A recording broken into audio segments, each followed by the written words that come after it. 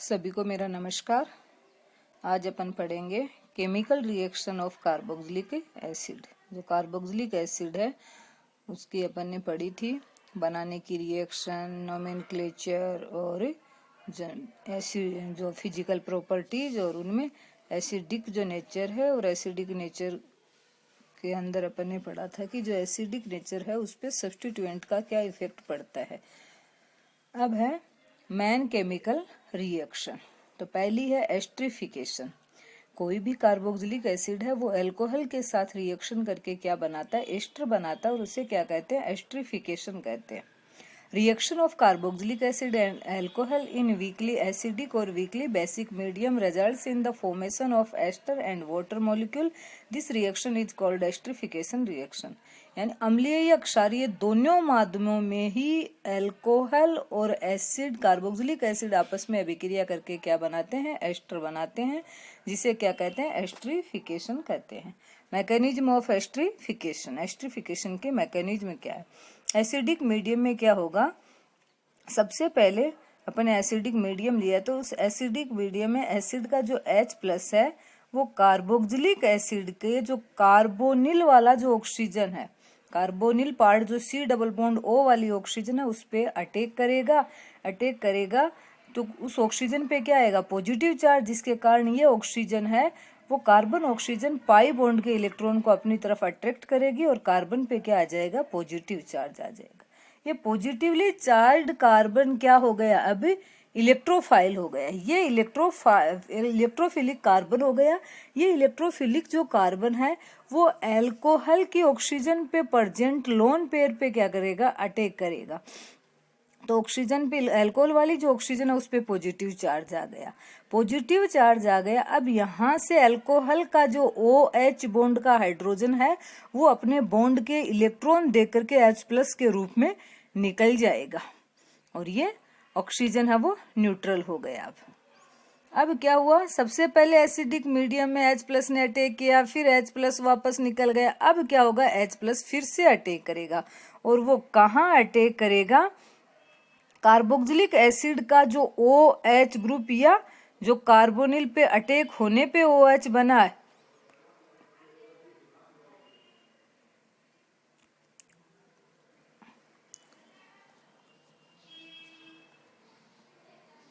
तो ये जो बना हुआ कंपाउंड है उसमें वापस से H+ का अटैक होगा। H+ जिस ऑक्सीजन पे अटैक करेगा वो ऑक्सीजन क्या होगी, पॉजिटिवली चार्ज हो जाएगी और ये OH2O के रूप में निकल जाएगी और कार्बन पे क्या आ जाएगा, पॉजिटिव चार्ज आ जाएगा। और पॉजिटिव चार्ज आने के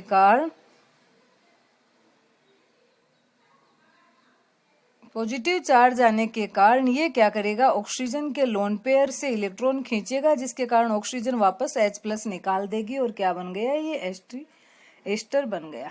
तो एस्टरिफिकेशन जो रिएक्शन है इसमें मैकेनिज्म में थोड़ी सी गलत ही दिखाई है वैसे देखा जाए तो, क्योंकि इसने स्टार जिस ऑक्सीजन पे लगा रखा है वो ऑक्सीजन निकलनी चाहिए और इसने अटैक विपरीत करवा दिया। तो देखो दोबारा से देखो इसमें क्या हुआ, सबसे फर्स्ट स्टेप में H+ ने अटैक किया, H+ ने ऑक्सीजन पे अटैक किया, कार्बन पे पॉजिटिव आ गया, यहाँ तक ठीक है। फिर इस पॉजिटिवली चार्ज कार्बन जो कि न्यूक्लियोफिलिक है उसने अल्कोहल पे अटैक किया, यहाँ से अब ऑक्सीजन पे पॉजिटिव चार्ज आया तो अल्कोहल का H+ है, OH बॉन्ड वाला H है वो H+ के रूप में निकल गया, यहाँ तक ठीक। फिर H+ कहाँ अटैक करेगा, इस स्टार वाली ऑक्सीजन पे ही अटैक करेगा, क्योंकि अपने को पता OH वाली ऑक्सीजन ही निकलेगी ना कि कार्बोनिल वाली ऑक्सीजन निकलेगी, तो ये गलत दिखा रहा आगे।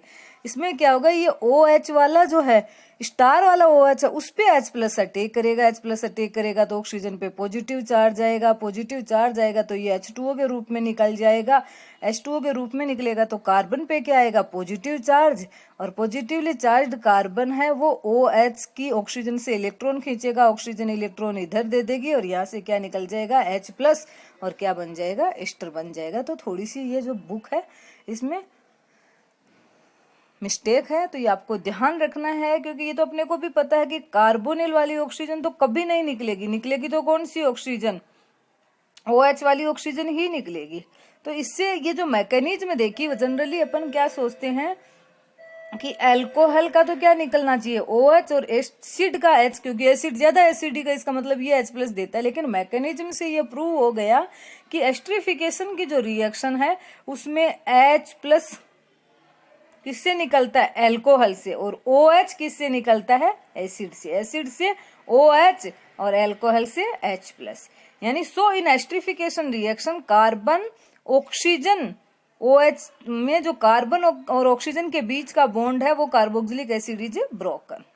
फॉर्मेशन ऑफ एमाइड, एमाइड के निर्माण में भी ये OH ही टूटता है। एमाइड का निर्माण होगा तो सबसे पहले ये अमोनिया है, ये OH के साथ रिएक्शन करेगी और अमोनियम साल्ट बनाएगी, इंटरमीडिएट साल्ट बनाएगी। अब इसको गर्म करेंगे तो यहाँ से H2O निकल जाएगा और क्या बन जाएगा, एमाइड बन जाएगा। तो यहाँ भी कार्बन ऑक्सीजन के बीच का कौन सा, OH वाला, इधर कार्बन ऑक्सीजन का बॉन्ड टूटा है। Amide can also be obtained from acid halide, acid halide से रिएक्शन करवाते हैं तो भी क्या बनते हैं, एमाइड ही बनते हैं। Formation of acid halide, acid halide अपने को बनाना है तो कार्बोक्सिलिक एसिड की रिएक्शन अपन फास्फोरस के हैलाइड, ट्राई हैलाइड, पेंटा हैलाइड और थायोनिल क्लोराइड से करवाएंगे। ट्राई हैलाइड से करवाई, एसिल हैलाइड बन गया और साथ में H3PO3 निकल गया। पेंटा हैलाइड से करवाई तो एसिल हैलाइड बन गया, POX3 निकल गया और HX निकल गया।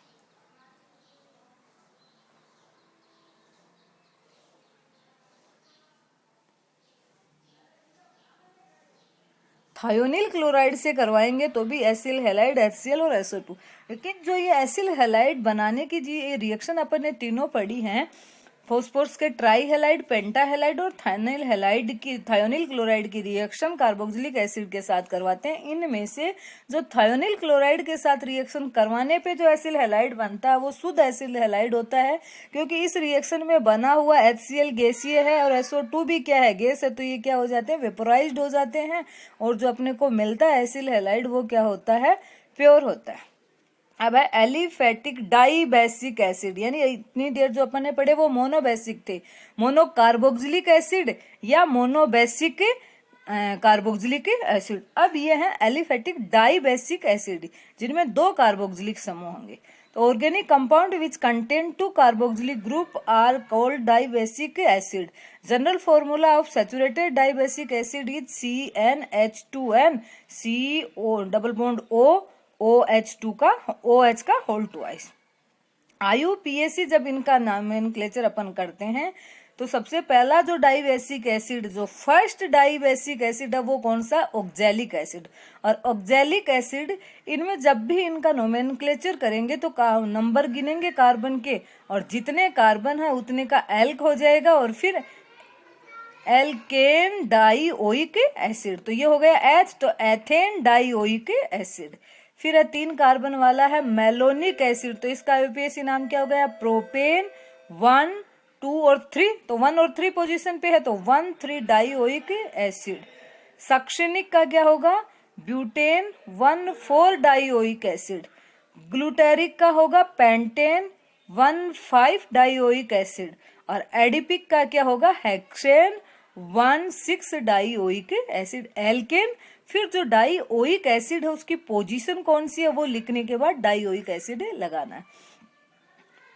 तो ये क्या दिखाते हैं, पोजिशनल आइसोमेरिज्म। इनमें कौन सी आइसोमेरिज्म पाई जाती है, पोजिशनल आइसोमेरिज्म पाई जाती है, जिसमें जो कार्बोक्सिलिक समूह उसकी पोजीशन चेंज हो सकती है। जैसे सक्शनिक एसिड है उसका पोजिशनल आइसोमर कौन सा है, मैथिल मेलोनिक एसिड। 3 कार्बन वाला मेलोनिक एसिड है और मेलोनिक एसिड के एक हाइड्रोजन की जगह क्या आ गया, मैथिल, तो नाम क्या हो गया, मैथिल मेलोनिक एसिड। अब है मेथड ऑफ प्रिपरेशन, ये अपन पढ़ेंगे अगले लेक्चर में। Thank you.